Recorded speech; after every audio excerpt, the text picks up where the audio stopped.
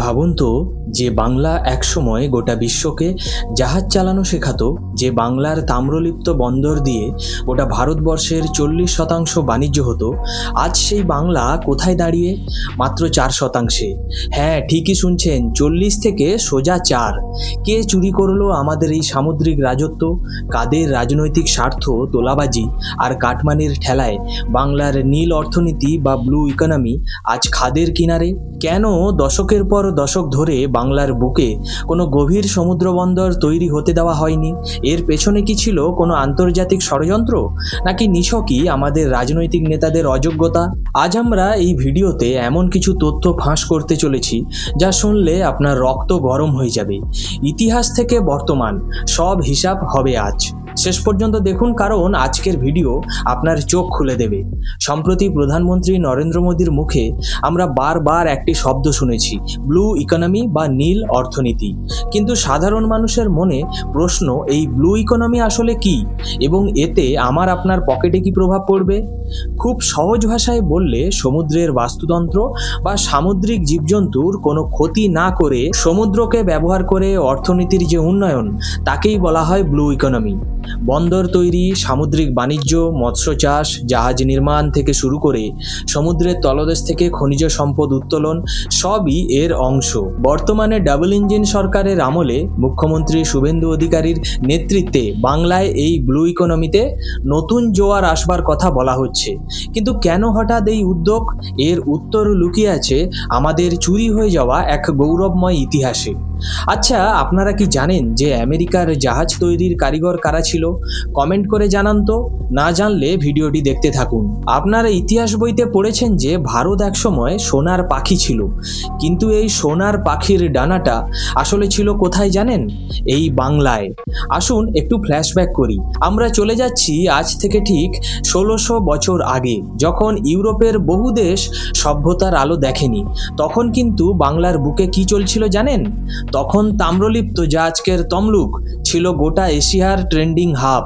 এই তাম্রলিপ্ত বন্দর থেকেই বড় বড় পণ্যবাহী জাহাজ রওনা দিত ইউরোপের দিকে। রোমান সাম্রাজ্যের রাজারা পর্যন্ত অধীর আগ্রহে অপেক্ষা করতেন যে কখন বাংলা থেকে জাহাজ আসবে, কারণ সেই জাহাজে থাকতো বিশ্ববিখ্যাত মসলিন কাপড়, মশলা এবং বাংলার কৃষকদের ফলানো সম্পদ। আপনারা হয়তো ভাবছেন, ধুর, এসব তো পুরনো কথা। তখন কি আর আজকের মতো জাহাজ ছিল? না, ছিল না। কিন্তু বাংলার কারিগরদের জাহাজ তৈরির প্রযুক্তি এতই উন্নত ছিল যে শুনলে আপনার চোখ কপালে উঠবে। মোগল সম্রাট আকবর যখন বাংলা দখলের চেষ্টা করেছিলেন, তখন বাংলার 12 ভূঁইয়ারা কিভাবে প্রতিবাদ গড়ে তুলেছিল জানেন কি? মোগলদের কাছে ছিল বিশাল সেনাবাহিনী, কিন্তু বাংলার নদী খাড়ি আর কাদায় সেই বিশাল জাহাজগুলো আটকে যেত।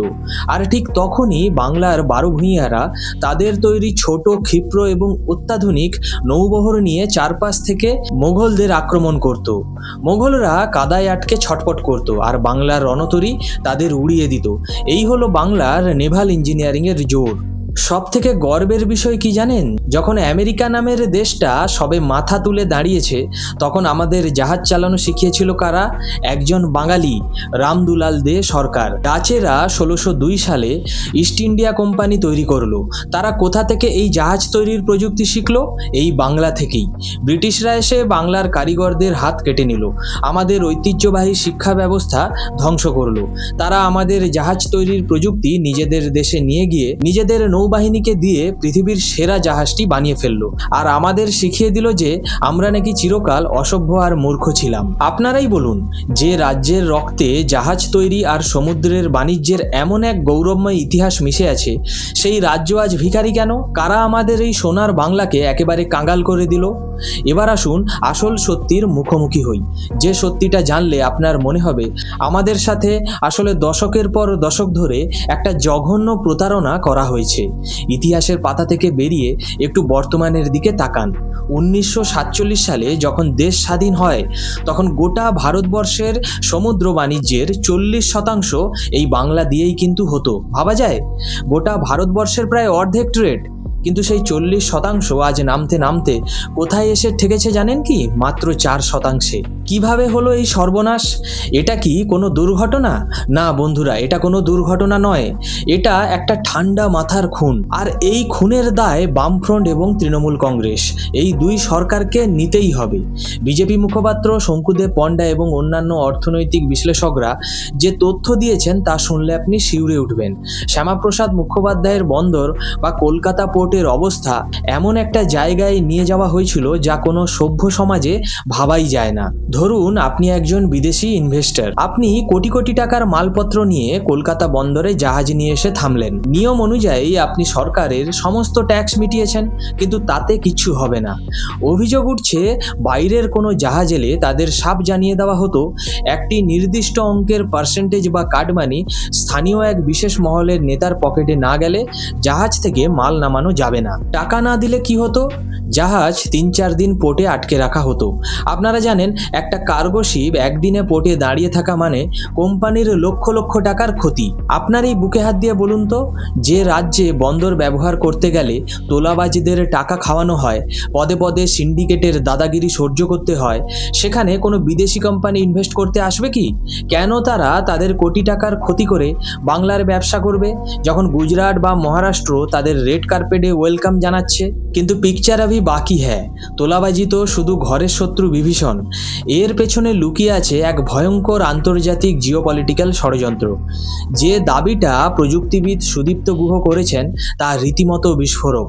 2005 সাল, আজ থেকে প্রায় 20 বছর আগে বাংলায় একটি গভীর সমুদ্র বন্দর বা ডিপ সি পোর্ট তৈরির প্রস্তাব এসেছিল।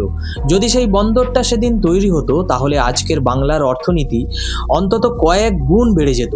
কিন্তু সেই প্রস্তাব দিনের পর দিন, বছরের পর বছর শুধু ফাইলবন্দি করে রাখা হলো কেন? কারণটা শুনলে আপনার পায়ের তলা থেকে মাটি সরে যাবে।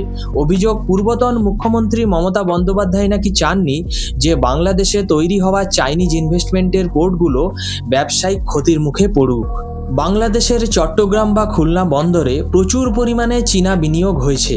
এখন ভারতের উত্তর পূর্বাঞ্চলীয় রাজ্যগুলো যেমন আসাম, ত্রিপুরা, মেঘালয়, তাদের ব্যবসার জন্য সমুদ্র বন্দর খোঁজা হচ্ছে। বাংলায় যদি একটা বিশ্বমানের গভীর সমুদ্র বন্দর তৈরি হয়ে যায় তাহলে এই পূর্ব নর্থ ইস্টের বিজনেস বাংলার পকেটেই আসবে। কিন্তু বাংলা যদি বন্দর তৈরিই না করে তাহলে এই ব্যবসার পুরোটাই চলে যাবে বাংলাদেশের চট্টগ্রাম বা খুলনা বন্দরে। আর লাভবান হবে কে? বাংলাদেশ এবং তার পেছনে থাকা চীন। ভাবতে পারছেন, আমাদের এখানে বন্দর তৈরি হলে বাংলাদেশ বা চীনের ক্ষতি হবে, তাদের ব্যবসা মার খাবে। শুধু এই কারণে আমাদের রাজ্যের সমুদ্র বন্দর প্রকল্পগুলোকে ইচ্ছাকৃতভাবে আটকে দেওয়া হয়েছিল। আমাদের নেতাদের ইগো এবং আন্তর্জাতিক তোষণনীতির বলি হতে হলো বাংলার এই ইকোনমিকে। আজ বাংলার যুব সমাজ ভিন্ন ভিন্ন রাজ্যে গিয়ে পরিযায়ী শ্রমিকের কাজ করছে, আর আমাদের নেতাদের রাজনৈতিক স্বার্থে অন্য দেশের অর্থনীতি ফুলে ফেঁপে উঠছে। এর জবাব কে দেবে? তবে অন্ধকারের পর যেমন সকাল আসে, বাংলার বুকেও এখন সেই সকালের আলো ফুটতে শুরু করেছে। বর্তমান রাজ্য ও কেন্দ্রের একই নীতি চলা সরকার আশায় এই ব্লু ইকোনমি আবার পুনরুজ্জীবিত হয়েছে। নতুন বন্দর নির্মাণ, পূর্ব মেদিনীপুরের দাদনপাত্রবাড় এবং দক্ষিণ 24 পরগনার সাগর দ্বীপে গভীর সমুদ্র বন্দর প্রস্তাবিত হয়েছে। দাদনপাত্রবাড়ে 1700 একর জমি ইতিমধ্যে চিহ্নিত করা হয়েছে। গার্ডেন রিচ শিপ বিল্ডার্সকে নবরত্ন কোম্পানির তকমা দেওয়া হয়েছে। গত 2 বছরে সম্পূর্ণ ভারতীয় প্রযুক্তিতে 8টি যুদ্ধজাহাজ তৈরি হয়েছে, যেমন দুনাগিরি, আগ্রে এবং সংশোধক। শুধু তাই নয়, এই জাহাজগুলো আগামী দিনে মরিত্রাস, মালদ্বীপ, এমনকি ইউরোপের বিভিন্ন দেশে রপ্তানি করা হবে। মেরিটাইম ক্লাস্টার অর্থাৎ কলকাতা এবং তার আশেপাশের জাহাজ নির্মাণের একটি পুরো ইকোসিস্টেম তৈরি হতে চলেছে। জাহাজের পার্টস, কেবিল তার এবং রেডিও সব কিন্তু এখানেই তৈরি হবে। এখন আপনার মনে হতে পারে, ভাই এত বড় কথায় আমাদের কি? আমাদের পেটে কি ভাত জুটবে? বিপুল কর্মসংস্থান হবে। অর্থাৎ এই ব্লু ইকোনমি প্রজেক্টগুলো সফল হলে বাংলায় আগামী কয়েক বছরে 20 থেকে 30 লক্ষ নতুন কর্মসংস্থান তৈরি হবে। পরিযায়ী শ্রমিকদের আর ভিন রাজ্যে গিয়ে মার খেতে হবে না। বিকল্প শক্তি ও খনিজ সম্পদ, সমুদ্রের নিচে রয়েছে নিকেল, ম্যাঙ্গানিজ, কোবাল্টের মতো খনিজ, যা ইলেকট্রিক গাড়ি অর্থাৎ ইভি ব্যাটারি তৈরিতে কাজে লাগে। এর ফলে চীনের ওপর আমাদের নির্ভরতা কমবে এবং বাংলায় ব্যাটারি ম্যানুফ্যাকচারিং হাব তৈরি হবে। মৎস্য বিপ্লব, নদীমাতৃক বাংলা হয়েও আমরা আজ মাছ উৎপাদনে অন্ধ্রপ্রদেশের পেছনে। ব্লু ইকোনমির সঠিক প্রয়োগ, চিংড়ি, ইলিশ এবং সামুদ্রিক মাছ রপ্তানিতে বাংলা আবার দেশের 1 নম্বরে হতে পারে। বাণিজ্যের গ্রাফ 2026 সালে যা 4% আছে, আশা করা হচ্ছে 2030-এর মধ্যে তা 6% এবং 2045 সালের মধ্যে বাংলা গোটা দেশের সামুদ্রিক বাণিজ্যের 15% একাই সামলাবে। তবে হ্যাঁ, একটা চ্যালেঞ্জ আছে। সুন্দরবন হলো বাংলার কিডনি, তাই পরিবেশ এবং ম্যানগ্রোভ না বাঁচিয়ে কোনো উন্নয়ন হলে তা বুমেরাং হয়ে যেতে পারে। তাই আদিবাসী ও স্থানীয় মানুষদের অর্থনীতিকে মাথায় রেখেই এই ব্লু ইকোনমিকে সাজানো হচ্ছে। বন্ধুরা, একটা কথা পরিষ্কার, he who rules the sea rules the world. যে সমুদ্র শাসন করে সে পৃথিবীও শাসন করে। বাংলার শিরায় শিরায় জাহাজের নাবিকদের রক্ত। আমাদের ইতিহাস কোনো হার মেনে নেওয়া জাতির ইতিহাস নয়। রাজনৈতিক নোংরামি, তোলাবাজি আর বহিরাগতদের আক্রমণ আমাদের হয়তো সাময়িকভাবে পিছিয়ে দিয়েছিল, কিন্তু শেষ করে দিতে পারেনি। আজ যখন বাংলার বুকে আবার সেই ব্লু ইকোনমির চাকা ঘুরতে শুরু করেছে, তখন এই স্বপ্ন দেখাটা মোটেও বাড়াবাড়ি নয়। 2047 সালের মধ্যে আমরা সত্যি আমাদের হারানো সোনার বাংলা ফিরে পাবো। যে বাংলা গোটা ভারতের অর্থনীতির ইঞ্জিন ছিল, সে আবার স্বমহিমায় ফিরবে। শুধু দরকার সঠিক রাজনৈতিক সদিচ্ছা এবং চুরি দুর্নীতি মুক্ত একটা পরিষ্কার সিস্টেম। বাংলায় এই নীল অর্থনীতি বা ব্লু ইকোনমি কি সত্যি আমাদের বেকারত্ব দূর করতে পারবে, নাকি আবারও কোনো রাজনৈতিক দলের পকেট ভরবে? কমেন্ট সেকশনে ঝড় তুলুন। আপনাদের মতামত আমাদের কাছে খুবই গুরুত্বপূর্ণ। ভিডিওটি ইনফরমেটিভ এবং চোখ খুলে দেওয়ার মতো মনে হলে অবশ্যই লাইক করুন, শেয়ার করুন আপনার বন্ধুদের সাথে, এবং বাংলার আসল সত্যিটা সবার সামনে তুলে ধরতে এবং আমাদের চ্যানেলটি সাবস্ক্রাইব করতে ভুলবেন না। দেখা হচ্ছে পরের ভিডিওতে নতুন কোনো বিস্ফোরক বিশ্লেষণ নিয়ে। ভালো থাকবেন, আর হ্যাঁ, চোখ কান খোলা রাখবেন। জয় হিন্দ, বন্দে মাতরম।